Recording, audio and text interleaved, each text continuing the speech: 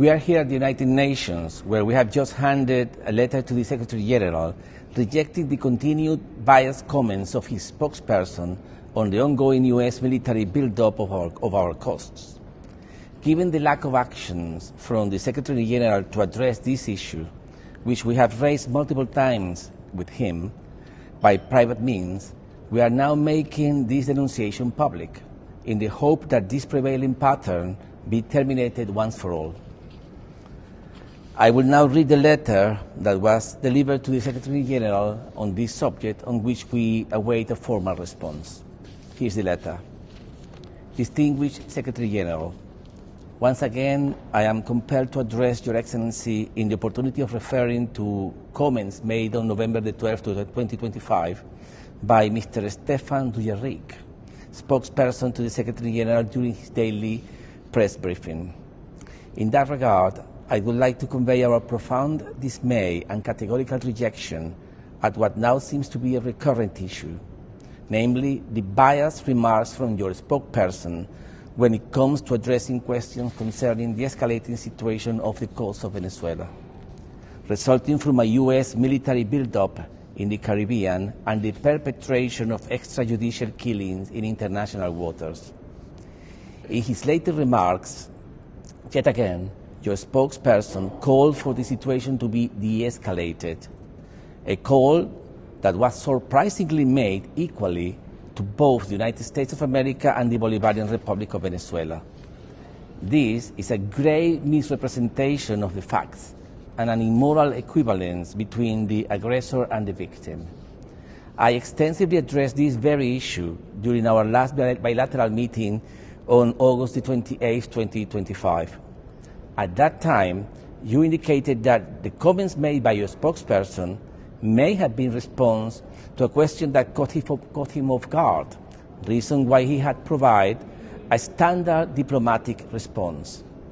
Since then, 2 additional episodes of the same nature have been registered. We cannot but conclude that this is no longer an oversight, but a clearly assumed position by the Secretariat in disregard for the concerns then expressed. Excellency, it is not the Bolivarian Republic of Venezuela the one conducting hostile actions, provocative, intimidatory maneuvers, and a few miles from the territory of the United States of America with B-1 bombers flying directly towards U.S. airspace. It is not the Bolivarian Republic of Venezuela the one deploying large numbers of military assets and troops, including a nuclear submarine, a few miles from the territory of the United States of America. It is not the Bolivarian Republic of Venezuela the one deploying the world's largest aircraft carrier a few miles from the territory of the United States of America. It is not the Bolivarian Republic of Venezuela the one that has conducted almost 20 airstrikes on small fishermen boats a few miles from the territory of the United States of America, in which over 70 civilians have been subjected to extrajudicial killings, which is a technical term for murder. It is not the Bolivarian Republic of Venezuela the one that poses a threat to the territorial integrity and political independence of the United States of America or any other sovereign nation. The defensive and sovereign decision of the Bolivarian Republic of Venezuela to conduct military exercises within its own territory in response to explicit and imminent foreign threat. It is a legitimate right of any state under the Charter of the United Nations. These actions of self-preservation can in no way be equated with those of an offensive nature as currently executed by the United States of America. Excellency, it is evident it is not the Bolivarian Republic of Venezuela the one escalating the situation on the ground in any possible manner. Hence, the question to both you and your spokesperson would be, why to continue pushing a discourse that is baseless, that has no connection whatsoever with facts on the ground, and that only serves to the narrative of a warmongering regime? This false parity only ends up endorsing the ongoing U.S. aggression against our nation, as it strives to fabricate a conflict while at the same time questions the precautionary defense measures taken by our government within our borders in line with our inherent right to self-defense pursuant to Article 51 of the UN Charter. The conduct of your spokesperson attests to a clear pattern in which he ignores the root cause generating tensions on the ground. The unlawful and coercive actions of the government of the United States of America as part of an exercise aimed at destroying our republican form of government and imposing a puppet regime.